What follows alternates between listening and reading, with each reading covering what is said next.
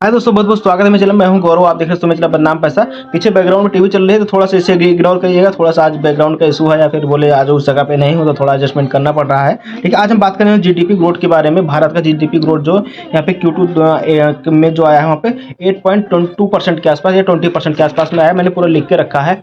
तो इससे क्या फर्क पड़ेगा इंडिया में, या फिर उससे जो फर्क पड़ने वाला इंडिया में, हमारे इंडिया की कंपनियों में क्या फर्क पड़ेगा, इससे आज हम इसी के बारे में जानेंगे। भारतीय दूसरी तिमाही में Q2 की यहाँ पे जो यहाँ पे जीडीपी ग्रोथ रही है, उम्मीद के कहीं ज़्यादा रही है। 8.20% रही है। बहुत बड़ी बात है ये।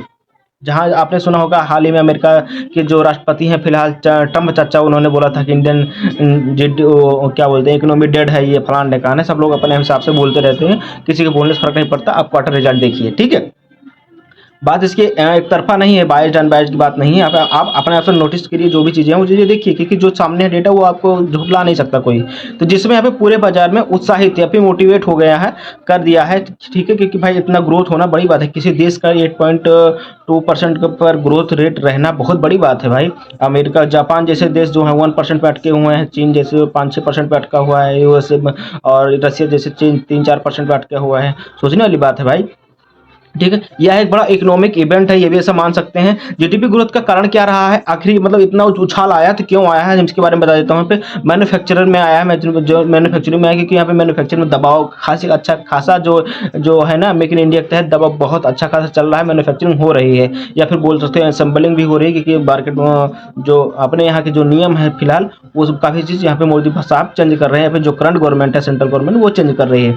और यहाँ पे फाइनेंशियल सर्विस का सेक्टर का बेहतर एक्सपीरियंस, यहाँ पे बेहतर शानदार प्रदर्शन रहा है, या फिर उनका जो मेन कारण है यहाँ पे जो फाइनेंशियल सर्विसेज, मतलब कि यहाँ पे जैसे लोन देना, एनबीएफसी या फिर बैंक से संबंधित जो यहाँ पे है ना लोन सर्विस, या फिर चाहे आप लोन भी कई प्रकार के होते हैं। इंटरेस्ट रेट वहाँ पे देखा, बॉन्ड जारी करना, डिवेंचर जारी करना। ठीक है, यहाँ पे और आपका, ठीक है, कि कई प्रकार के लोन भी होते हैं, बाइक लोन, कार लोन, फलान ढिकान लोन, जो भी। और लोग, और सस्ते जब लोन मिले तो लोग सिंपल बात है अपना लोन लेके अपना प्रचार या फिर जो है यहाँ पे कंपनी को विस्तार यानी एक्सपेंशन करने की जो कोशिश करते हैं। तो इससे काफ़ी हद तक पड़ता है। मतलब एक्सपेंशन आप तभी किसी चीज़ का करते हो जब आपके पास उसकी चीज़ की क्षमता ज़्यादा जरूरत पड़ती है। ठीक है, कॉन्ट्रैक्ट ज़्यादा होते हैं बनाने में, मैन्युफैक्चर कुछ भी चीज़ें हैं, तभी आप विस्तार करोगे। नहीं, किसी चीज़ का विस्तार कोई क्यों करेगा, सिंपल सी बात है। तो इसका ये असर सबसे ज़्यादा रहा है सभी के मैन्युफैक्चरिंग सेक्टर से रहा है, और यहाँ पे फाइनेंशियल सर्विसेज के सेक्टर से, दो सेक्टर से अच्छा खासा यहाँ पे रहा है। ठीक है, सबसे ज़्यादा जो फायदा हुआ है किन स्टॉक का होगा ये बता दूं आपको। सबसे ज़्यादा बैंकिंग को होगा,